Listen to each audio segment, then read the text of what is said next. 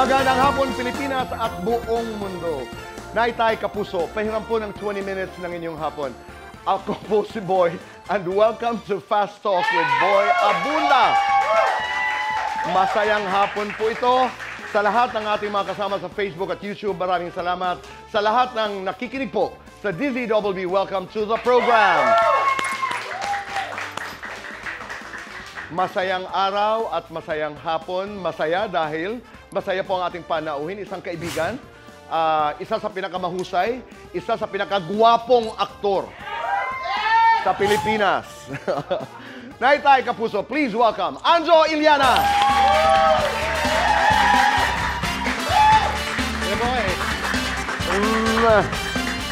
Maraming salamat. First time ko, pinagpapawisan ako kasi first time ko makakasama ka eh. Talaga? Oo. Oo. Nagkasama tayo dati sa restaurant, libre mo ako. Iba yung kasama ni Tito Boy, iba yung kasama ko, naalala mo yan? Yeah, oo. Mga midnight yun eh. Sandali, hindi pa tayo, I haven't done an interview with you. This is the first time. Oh kasi, my God! Bago ka nag-GMA, Oo. di ba, ABS ka. Tapos? Eh ako GMA na nun, hindi ako makatawid sa inyo eh. Oh, pero we've always been friends. Maraming Yes, salamat, yes. Anjo. Maraming salamat. Ito, kwentuhan tayo. Oo, kwentuhan tayo. Kumusta ang buhay gwapo? Well, unang-una, nagulat ako nung last year. Nagulat ka last year dahil... Nahulog ako sa upuan ko. Talaga? As in hulog talaga? Oo, okay. hulog. Dahil? Ay, yung isang minahal ko noon, nilaglag ako. Nilaglag ako. Okay. Yan. So, hi, She. Mamaya pag-uusapan natin. Ang pinag-uusapan po namin ngayon ay si Cheryl Cruz na ating na-interview some time ago. At yun ang dahilan kung bakit hulog po sa kanyang kinauupuan si Anjo. Pero maya-maya lamang po yan. Nakakatuwa, sabi mo nga kanina ay ikay dito sa GMA. Naalala ko to, late 90s, early 2000s, you were doing a lot of comedy shows. Yes. Obed Dabacod, Nats Entertainment, It Beboteng started sa Ober, tapos Ober, Nats. right, oo. Madalas mong kasama ang Beboteng kaibigang Jano Gibbs, right. Pag-usapan nga natin yan, Jo, yung comedy nyo ni, nung panahon na yun, no? Yes. Ano yun? There was a certain rhythm. There was a certain... Paano kayo Correct. paano nga? I-describe mo nga yun, kayo nila Jano? Ano yan eh, Kuya Boy eh, ang hirap humanap ng partner na makakasundo mo, lalo na sa comedy. Di ba parang Dolphy Panchito? Di ba? Hindi naman Dolphy Chiquito eh. Dolphy Panchito. Tama. Yung maganda yung rapport nyo. Okay. Kami ni Jano, nakita namin yung rapport na yon. We discovered it. Tapos, yun na, hindi na namin tinigilan. Pag meron kaming project, ayaw namin na magkakahiwalay. So, nakarami kami ni Mr. Jano Gibbs. Naalala ko lang kay Kristo ni Jano, kaya naitanong ko rin yung background mo. Kasi halimbawa, ang training mo sa Abangan, iba ang takbuhan din doon sa palabas na yun, di ba? You were working with the greats, Tessa Tomas, Correct. Noel Trinidad, at lahat sila, di ba? But sila yung parents mo kasi doon. Ang laking bagay, Kuya Boy, na makasama yung mga legends. Oo. Kasi yan ang ngayon eh, yan ang kinalulungkot ko. Lalo na nung last month, parang nagsunod-sunod yung mga lalo na kaibigan mo, kunwari Ricky Davao. Nakita mo na yan, magkasama kayo nun eh. Ako kasi, Kuya Boy, 41 years sa showbiz. So, halos lahat yan, Tita Glo, nanay ko yan sa palibasa. So, Tama. So, medyo tinatamaan ako pag may nawawala ang kasamahan. And while talking about this, may nakapagsabi sa akin, nagpunta ka sa wake ni Ate Guy. Oo. Ito, iibahin ko lamang po para... But this was, I wanted a one-on-one lang with Ate Guy. Correct. You wanted a private thing. Yeah, so I came early, mga 10 a.m. Nobody was there. So, nasolo ko si Ate Guy. Kasi meron kaming pass ni Ate Guy eh. Well, hindi relasyon. Kasi pag sinabing pass, klaro may pass mo. kami nung anak. Alam ko, naging girlfriend mo si Lot, no? First love ko si Lot. First love mo si... Ang tawag ko pa dyan, balot. Oh, Balot, si Lot, yeah. si balot, oo. Kaya nung pumunta ako, sabi ko nga, once in my life, naging parang mother-in-law ko to. Right. Lalo na nagsisimula ako. Kasi pinapatawag niya ako noon, pagkwentuhan sa bahay. Wala nun si Balot, parang gusto Right. lang niya ako makilala. Sino ba ako, ganyan. Pero yun na, fast forward. So sabi ng gwardiya, andyan po si Ian sa baba. Hindi na, nahiya ako. Okay na to. Hindi, puntahan niyo po. Nung pangatlong yaya na ng guard, sabi ko, sige, ibaba ako. Hindi ko alam kasi ang tagal na nito eh. Ako naman, yung respeto lang na meron pinagsamahan nun. Naging part ako kahit papano ng buhay niyo. Pagdating doon, Kuya, sorry, nung bata ako, inaaway kita kasi nagsuselos ako, inaaga mo yung ate ko.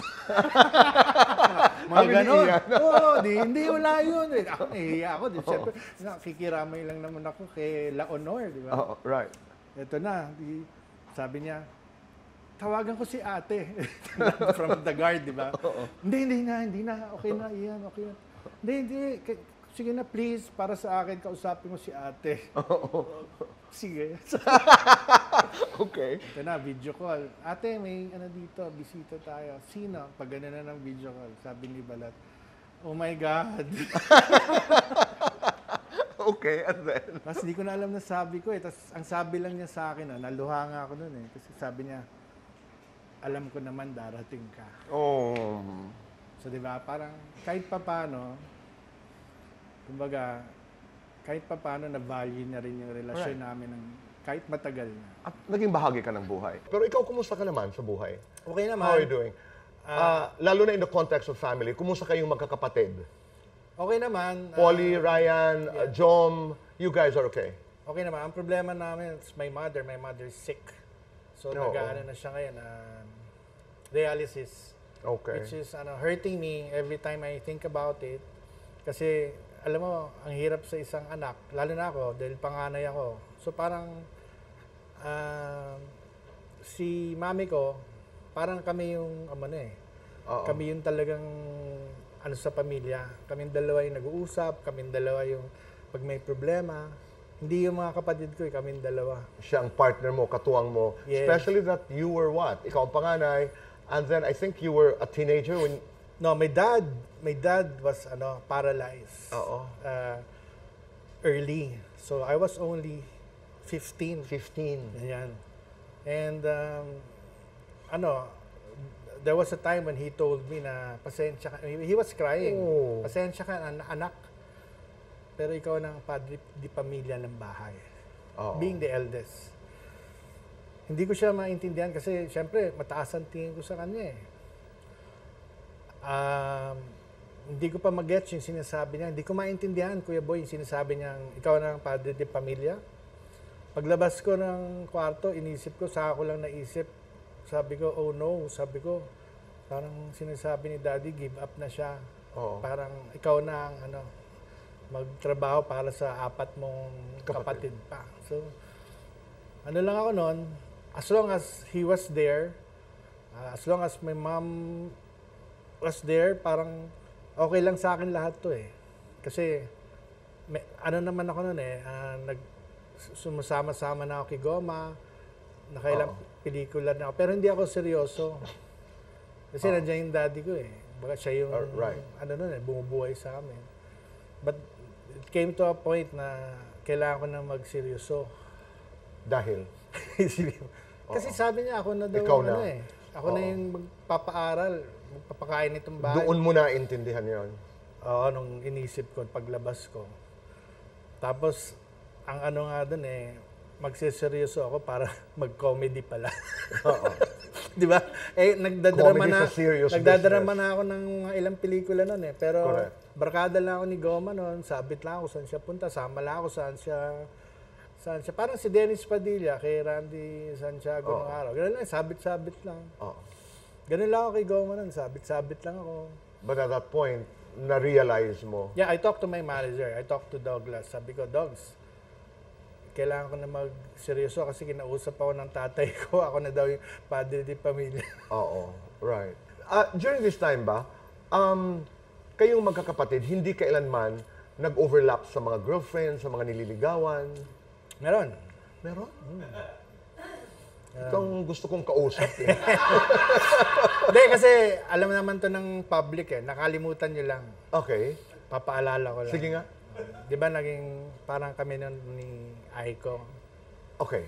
So, that time, lumalabas na yun sa dyaryo. Wala pang social media. Kaya bubuksan mo yung dyaryo. The beautiful Aiko Melendez. Sa gitna ng dyaryo, andun yung showbiz. Alam mo yan? Oo naman. Oo naman. Di ba? Sa likod, sports. Sa gitna, showbiz. Oo. Sa harap, puro current events. Headlines. So, punta ka sa gitna. Tingnan mo anong ngayon. So, nandun kami noon na kami ni Aiko. Parang nagde-date. Oo. So, at totoo naman yun, di ba? Oo. You became together. You were together. We were together, but we were not serious. Parang nagtatawanan lang kami lagi. Ha, ha, ha. Ganun kami ni Aiko nun eh. Kaya, nung minsan nasa kami, gusto akong kausapin ni Douglas tsaka ni Jo Marie. Okay. Minom muna sila, nagpakalasing muna bago ako kausapin. Tapos nagpaalam. Natawa na lang ako, sabi ko, alam mo, Sino nagsabi? Si John? John, backer ni Dogs. Sabi, alam nyo, hindi naman naging seryoso yung relasyon namin ni Aiko. Kaya walang problema sa akin. Kung gusto mo ligawan si Aiko, okay lang. Hindi ko alam naman ng papakasalan pala. Tsaka yung unang anak nila, ay yung kaisa-isang anak nila, ako lang nag-iisang ninong. Hindi ko alam na doon papunta. Kaya pag nagkikita kami ni Aiko, kahit hindi na sila close ni Jo Marie, kami close pa rin. Kasi alam namin yung nangyari. Alam namin yung pinanggalingan. Oo. Right. And I managed Aiko for really? for a while. After Tito Dogs. For a number of years. Pero, naalala ko, because Aiko had an interview with, was that you or Jom? Sino yung interview ni Aiko? Sometime... Malamang ako kasi hindi naman sila nag-uusap. Malamang, 2 years ago, where you said that you had problems, you were not talking to Jom? Oo. Diba? Nagkaroon kami pag-uusap. problema ni Jo Marie noon. Pero naayos din yun last year. Okay na? Okay na. Yung problema naman namin, is temporary. Correct. Inisip ko na lang yung tatay ko. Niligay ko yung sarili ko sa tatay ko. Anong gagawin ng tatay ko? Si tatay ko si cool eh. Parang, hindi problema yun. Hindi pinag-aawayan yung mga bagay na yan. Magkapatid kayo. Unahin pa rin magkadugo kayo. So ako, being the eldest, thought of my dad, so sabi ko, kalimutan ko na to. Walang humingi ng sorry, walang humingi ng, basta drop lahat. Ganda. Ganon din sa kanya, which is, I'm thankful din kasi wala siyang inopen na. Basta drop na lahat. Parang wala namang kwenta pag-usapan yun. Minsan ang ganda ng gano'n. Di ba? Oo, ang ganda. I'm listening to you now. Minsan, hindi natin kinakailangan puntahan talaga yung problema. Hindi na kailangan pag-usapan. Kasi magkapatid kayo eh. Tagal na kayo magkasama eh. Basta nagkaintindihan kayo sa without telling me, I'll drop all this, wala akong tatanungin. Siya rin, gano'n. Di, mas maganda. Ngayon, nagtatawa na kami pag nakikita. Never namin binabalik yung topic na lang na yan. Kayo ni Jackie, kumusta? We don't talk. You don't talk. That's better. Minsan, ganun din, di ba? When was this? 2015, 2016? Yeah, around that time. Around 15 this to time. 16. Naghiwalay kayo, di ba? Right now, you don't talk. It's better kasi I promised my kids. You met one? Yes. And he's 21. 21. Napakagwapo. I promised, Jaime. I promised my kids kasi masyado silang naaapektuhan eh. Pag nag-aaway kami, pag nagbabatuan kami ng hindi magandang salita, nararamdaman ko yung umiiyak sila. Lalo na yung dalawang unang anak ko, Kuya Boy, babae. Oo. So, hindi ko, nangihina ako pag umiiyak yung anak. Parang, wag na lang. Anything na pwede namin pag-awayan, wag na lang. Kaya sabi ko, it's better na distance na lang kami. Meron kaming usapan na if I can borrow the kids, I'll borrow the kids. Pero walang pagkakataon, halimbawa, nasasabi ng kids, mom is, because, Jack is very public about some of her posts, Totoo yan. Wala bang reaction ng mga kids na, mom is seeing someone, halimbawa? We don't talk about that. You don't? We only talk about yung, kunwari, yung masaya namin na pass. anong mga future Kayo ng mga na bata? plano. Yeah, kami lang ng okay. mga bata. Eh, 4 yun, kaya Okay. hindi mo pagsasawaan yun eh. 27, 26, tapos I have a 17-year-old. So, Jaime is 21. so yun. Oo. So marami kayong pwedeng pag-usapan, hindi niyo na kailangan mamroblema sa amin, Tama. magulang mo, kasi okay naman kami. Kaya nga, pag may last month ba yan, nakita mo ba yung birthday kasi ni Jackie nun eh. Nakita ba yung post ni Jackie? Oo. With Jade, di ba? Of Kamikaze. I saw those posts. Marami akong tinaturn down na So, tingnan mo. Grabe, para siyang dalaga, ganun. Sabi ko, hindi na, ganyan. Hanggang may nagkwento na sa akin, wala nakapagpigil. Sabi ko, okay lang. Kung saan happy si Jackie, ay suportado ka. Oo. And that comes from the bottom of your heart, Ange. Kasi wala na kami. Wala ka naman, i-pray ko pa na sana, na sana masaktan ka balang araw, sana maghiwalay ka. Sana lang siya masaya. Pero since then, Ange, hindi ka nagka-girlfriend? Meron naman. Oo. Pero hindi ko naman pinagsasabay. Kasi syempre sad ako noon. Tama. So, more than 1 year noon, hanap ako ng girlfriend.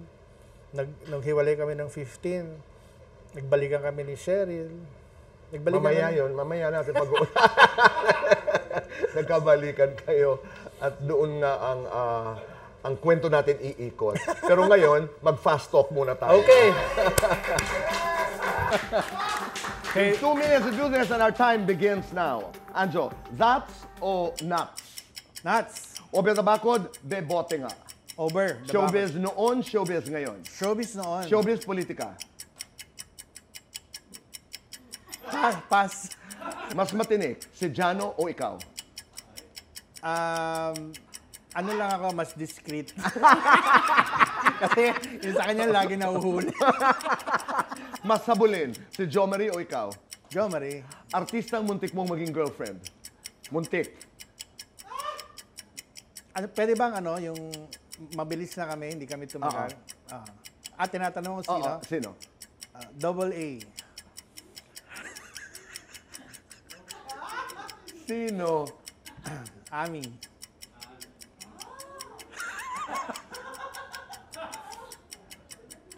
Hindi na ako. Artistang naging ex mo na hindi namin alam. Ito Double na. A. Oo. 1 to 10. Ilan ang ex mo sa showbiz? Siguro between 5 to 10. 1 to 10. Wow. Ilan ang nambusted sa'yo sa showbiz? Siguro kung meron man, hindi ko na maalala, Kuya Boy. Kung 1 o 2 beses. Nagpapangiti sa'yo ngayon? Ngayon, si Kuya Boy. Akala ko si Cheryl. Sabi mo mamaya pa tayo. Mamaya pa yun. Nagpapaiyak sa'yo ngayon? May mom. Nagpapainit ng ulo mo ngayon? Init ng ulo. Wala naman. 1 word, describe yourself bilang kuya. Daddy. Bilang ama. Dada. Bilang partner. Partner. Bagsak. Lights on, lights off. Lights on. Happiness, chocolates. Happiness. Best time for happiness. Every time. Anjo, hashtag ng buhay mo ngayon. Ano ito? Hashtag. Hashtag dual citizen. Ano ang ibig sabihin ng hashtag dual citizen? At nasaan ngayon si Cheryl Cruz sa iyong buhay? Pag-uusapan na natin, Anjo Iliana, sa pagbabalik po ng Fast Talk with Boy Abunda. Kami nagbabalik po dito sa Fast Talk with Boy Abunda. Kasama po natin ang ating kaibigang Anjo Iliana. Okay. Una muna, anong ibig sabihin? Hashtag dual citizen. Dual, Filipino. Yung ka-dual niya, senior. So, kumbaga, papunta na ako sa in 3 years time, senior. So, yun. Kaya dual. Nasa ibang stage na ako ng buhay ko. Kuya Boy, ewan ko naramdaman mo yan. Na bago ka mag-60, iba na yung mo, hindi ka na masyado nagagalit. Totoo yun.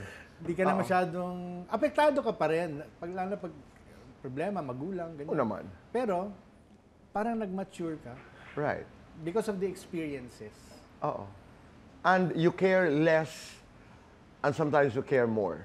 Yes. Mas may freedom ka na pumunta doon sa mga pakiramdam, sa feelings na dati takot ka. Tsaka dahil naranasan mo na nga na wala Tama. pa lang nangyayari, pag nakipag-away ka lang, o may sinusumbatan ka, o hindi ka happy sa ganito, mas naramdaman mong subukan mo kayang tanggapin na lang. Tapos humanap ka ng ending nito na masaya lang kayo pareho, 'di ba?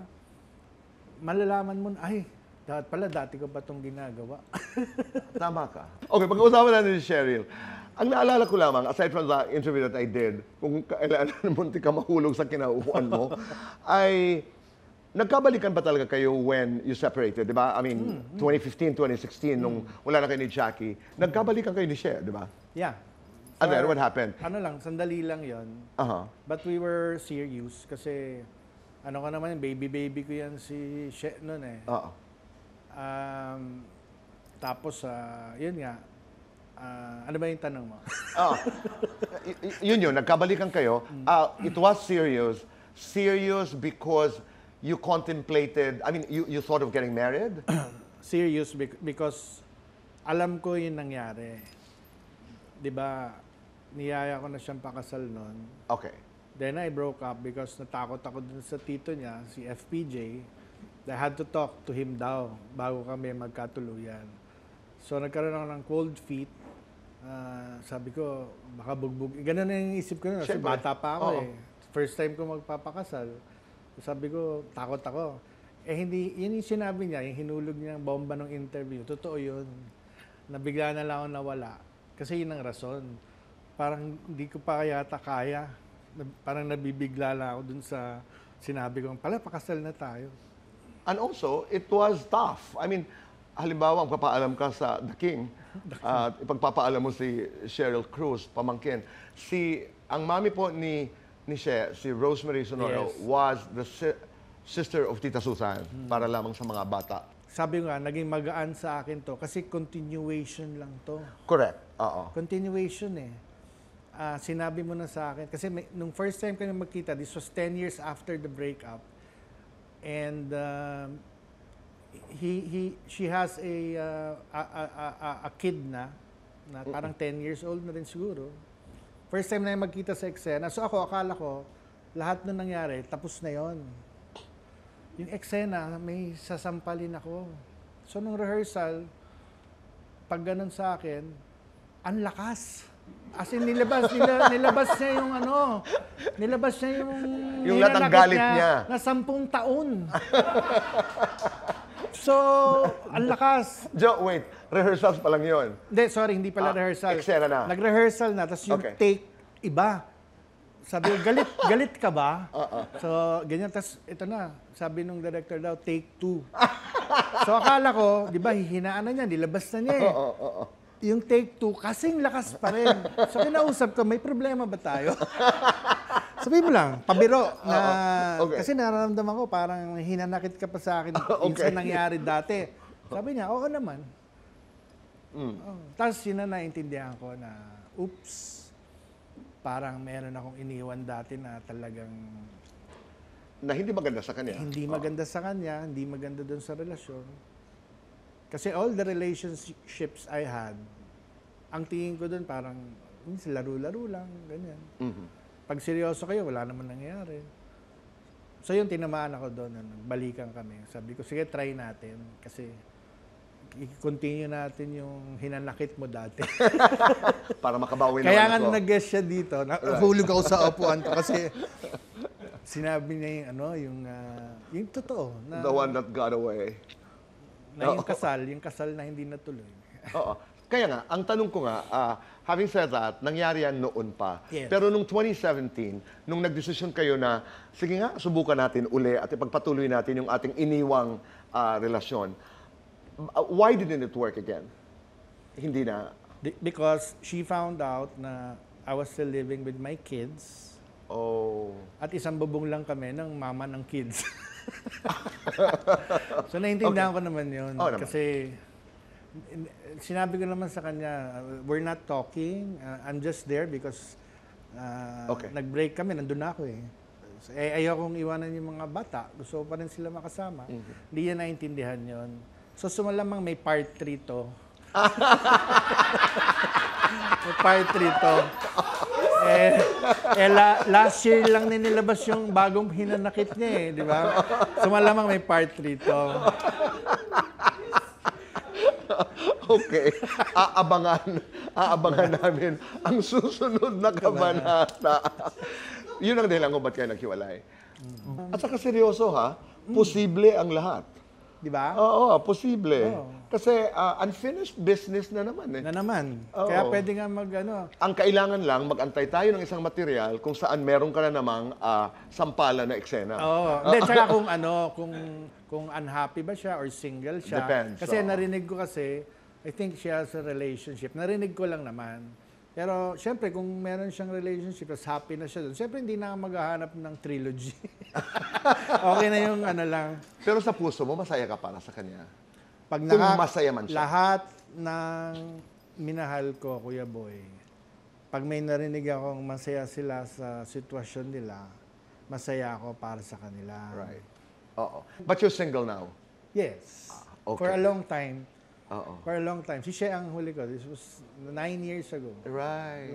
Diba? Pero halimbawa, and this is hypothetical, halimbawa lamang po ito, but kung tama nga ang dinig ni Anjo that Cheryl is in a relationship, of course, we wish her the Yes, best. all the Pero best. halimbawa lamang magkasalubong kayo at single siya, would you ask her again to be together? The probabilities are high. Kasi nga, masaya naman kami. Right. Di ba? Kung i-microscope yung relasyon namin, wala naman talaga kaming pinagawain na major eh. Oo.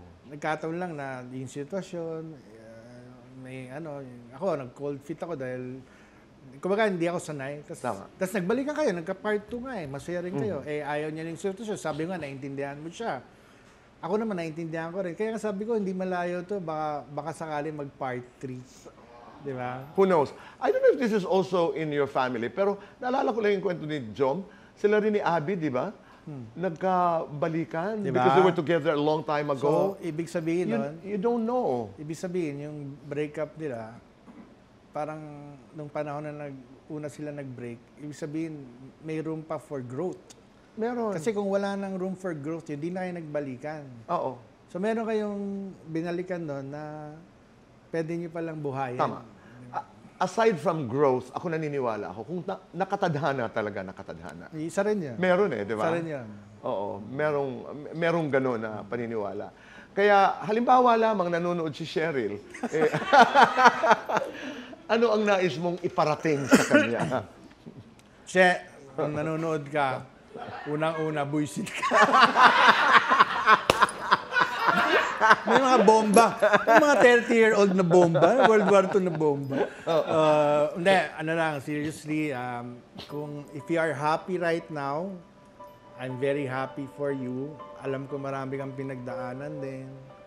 Kaya sana, ito na, naririnig ko kung totoo, sana maging happy ka lang. Masaya na ako, basta happy ka. Talagang, what happens to the third chapter? Hindi natin alam. Pero, you know who knows, hindi natin alam. But we are happy for you, She, kung ikay nanonood. But we are grateful to you. Salamat, Ange, para sa kwentuhang ito. Thank you rin. Maraming salamat. At napakasaya ng ating kwentuhan. At meron kang bulaklak. Wow! Thank you. Maraming salamat sa uulitin. Sa ulitin. And you're looking good? Thank you. You're looking good? Di ba? Naitay Kapuso, the one and only Anjo Iliana. Thank you. Maraming salamat po sa inyong pagpapapasok sa amin, sa inyong mga tahanan at puso. Araw-araw, be kind, make your nanay proud, and say thank you. Gumawa tayo ng isang mabuting bagay bawat araw and make this world a better place. Goodbye for now. God bless.